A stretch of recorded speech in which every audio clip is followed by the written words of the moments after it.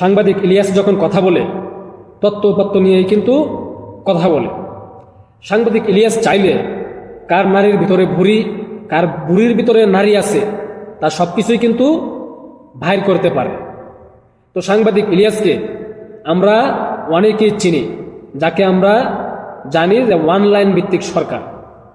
তিনি অনলাইনে এই বৈষম্যবিরোধী ছাত্রদেরকে নির্দেশনা দেয়।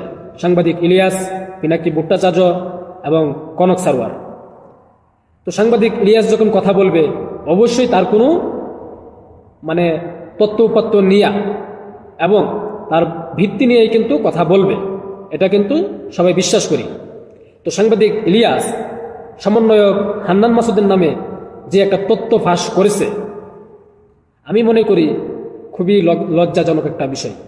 যে আওয়ামী লীগকে নিষিদ্ধ করা হইতেছে, আবার ডেভিল হান্ট দিয়ে ধরানো হইতেছে, আওয়ামী লীগের বাড়িঘর ছিন্ন ভিন্ন করে দেওয়া হইতেছে, আওয়ামী লীগের উপরে বুলডোজার ঝড় যাইতেছে, সেই আওয়ামী লীগেই বাঁচাইতে চাইতেছে সমন্বয়ক মাসুদ হান্নান। যেটাকে আমরা শুনি যে মামলা বাণিজ্য চলতেছে, বর্তমানে বিভিন্ন জায়গায় মামলা বাণিজ্য চলতেছে, বিভিন্ন লোকে মিথ্যা মামলা দিতেছে। এই মামলা আবার টাকা খায়া সমন্বয়করা তদবির করতেছে তাদেরকে রক্ষার জন্য। এই সমন্বয়ক মাসুদ হান্নানও হয়তো এমন একটা ঘটনা ঘটাইছে, আর এটার প্রমাণ সহ দিছে সাংবাদিক ইলিয়াস।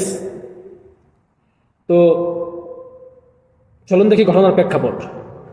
সমন্বয়ক হান্নান মাসুদ: বাবা, তুমি ছাত্রলীগ আওয়ামী লীগকে সারানোর জন্য থানায় এত তদবির করো কেন? সাংবাদিক ইলিয়াস বলতেছে, তার স্ট্যাটাস দিয়েছিল ফেসবুকে এটা।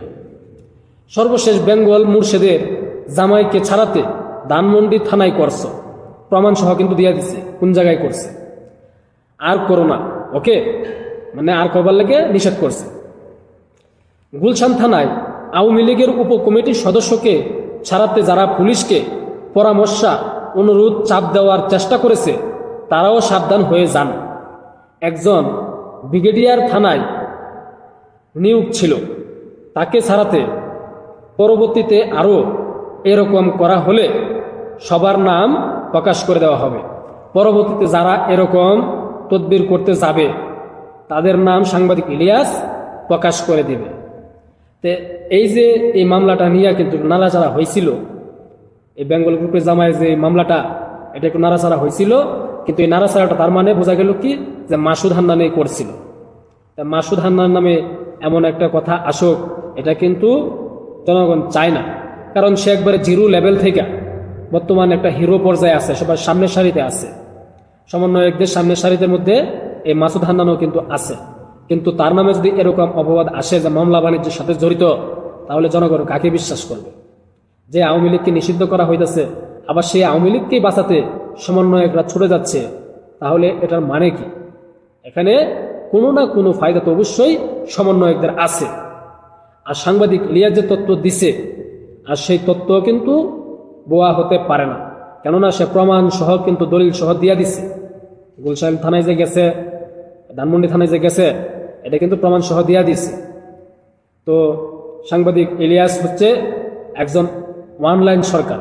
বর্তমানে বাংলাদেশটাকে ডক্টর ইউনূসের পরবর্তীতে তিনি শুধু একা না, সাংবাদিক ইলিয়াস, পিনাকি ভট্টাচার্য, তারাই কিন্তু পরিচালনা করছে।